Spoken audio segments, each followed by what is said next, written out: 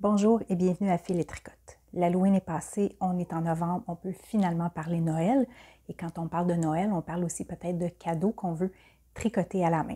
Donc aujourd'hui, dans la vidéo, je veux vous présenter des idées simples pour faire des projets pour le temps des fêtes et aussi se faire un plan de match pour y arriver, vu les délais. Donc, vu qu'on est déjà en novembre, si vous n'avez pas débuté vos projets de cadeaux de tricot, c'est le moment. La première chose que vous devez décider, c'est à qui vous désirez offrir le cadeau. Donc, il y a beaucoup de temps et d'amour. On veut vraiment que la personne le porte avec fierté. Donc, on veut décider à qui on va offrir le cadeau et ça va aussi influencer le projet qu'on va vouloir faire, le patron et la laine aussi et la grandeur, c'est vrai. Donc, il ne faut pas oublier, ça peut faire toute une différence si on veut faire un cadeau pour un enfant versus un adulte. Donc, je démarre avec les projets. Le premier projet que je voudrais vous présenter, c'est une petite couverture toute simple. Donc là, si je la déploie, peut-être qu'elle ne sera pas toute visible à l'écran. Donc, moi, j'ai choisi une laine autorayante. Donc, comme ça, on donne l'impression qu'on a fait des rayures, mais c'est la laine vraiment qui a fait le motif.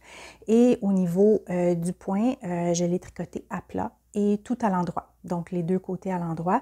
Donc, ça donne vraiment un beau motif de vague. Ça fait un tissu qui est un peu plus rebondi, un peu plus chaud. Donc ça peut être intéressant autant pour un enfant, donc ça leur fait peut-être une grande couverture pour eux, mais pour un adulte, ça peut faire une couverture pour mettre sur les jambes. Donc moi, souvent, je dirais tout le temps, quand j'écoute la télé ou je tricote, j'ai toujours une petite couverture sur moi. Donc ça, je trouve que c'est un projet qui est vraiment facile à réaliser. L'autre projet aussi, ça peut être des mitaines, soit avec les doigts coupés, comme celui-là, ou pleines au complet. Donc ça aussi, ça peut être un projet, là, c'est des plus petits projets, comparativement peut-être à un chandail comme celui que je porte aujourd'hui, mais à ce moment-là, ça vous permet, c'est ça, les plus petits projets prennent moins de temps et d'arriver dans les délais. L'autre projet que je voudrais vous présenter, ça peut être un kit ou ça peut être l'un ou l'autre séparément, donc un cache-cou. Ici, j'ai fait un cache-cou très simple, des côtes, tricoté à l'endroit et des côtes. Et quand je dis tricoter à l'endroit, c'est parce que moi, je tricote avec des aiguilles circulaires. Donc, j'adore tricoter avec des aiguilles circulaires. Je trouve que c'est l'idéal. Pour un cache-cou, ça ne fait pas de couture.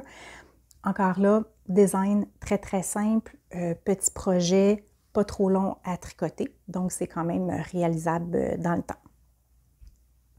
Ensuite de ça, une tuque.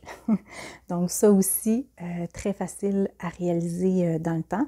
Et on peut aussi faire un kit. Si on veut, on peut offrir un cache-cou et une tuque à ce moment-là à la personne qu'on veut. Et l'autre suggestion, et non la moindre, des bas. Donc on peut décider de faire des bas. Ça peut être un bas plus long, ça peut être un bas plus court. Je vous donne un exemple ici. J'ai un bas un peu plus court. Donc, ça, c'est, vous pouvez là, aller en fonction de ce que vous voulez et le temps que vous avez aussi. Donc, si on parle justement du plan de match.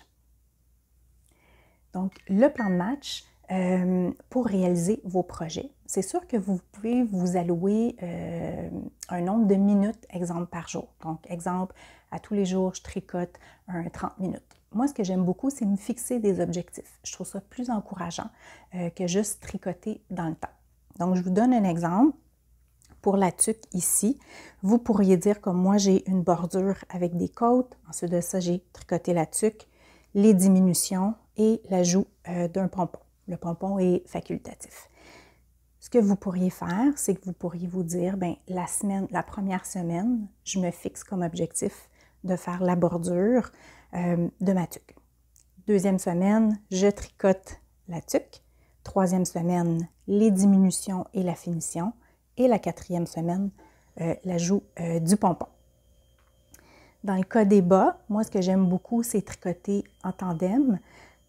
Sensiblement le même objectif, donc pas un objectif de temps, mais d'atteindre un certain niveau dans le bas. Donc, vous pourriez décider de tricoter la bordure encore une fois, si vous la faites en côte. Donc, bordure, la jambe, le talon, le pied et les orteils. Donc, à chaque semaine, vous pourriez vous donner un objectif. Et donc, c'est ce que je voulais dire, c'est que moi, j'aime beaucoup tricoter en tandem. Donc, j'ai 2 aiguilles. Moi, je tricote sur des aiguilles circulaires aussi, 9 pouces. J'ai 2 sets d'aiguilles et à ce moment-là, je fais la bordure d'un bas, la bordure de l'autre bas, la jambe d'un bas, la jambe de l'autre bas et ainsi de suite. Donc, comme ça, quand on a terminé le projet, on a déjà terminé les 2 bas en même temps. Donc, je trouve que c'est vraiment l'idéal et c'est plus rapide, c'est plus encourageant aussi. Et on n'a pas le syndrome du 2e bas. Donc, souvent, les gens vont faire un premier bas quand on arrive au 2e. C'est un peu plus difficile. J'espère que ces idées de cadeaux et les petits trucs pour atteindre l'objectif du projet dans les délais pour atteindre Noël et emballer votre cadeau et l'offrir à la personne que vous désirez. Donc, j'espère que vous avez aimé ces idées et ces suggestions aujourd'hui. Donc, n'hésitez pas à aimer la vidéo ou vous abonner à la chaîne. Ma question pour vous est: est-ce que vous faites des cadeaux tricotés à la main? Si oui, quel type de projet vous faites? Et est-ce que vous le faites plus pour de la famille, des amis, des collègues de travail? Donc, laissez-moi savoir dans les commentaires. Merci et bonne semaine!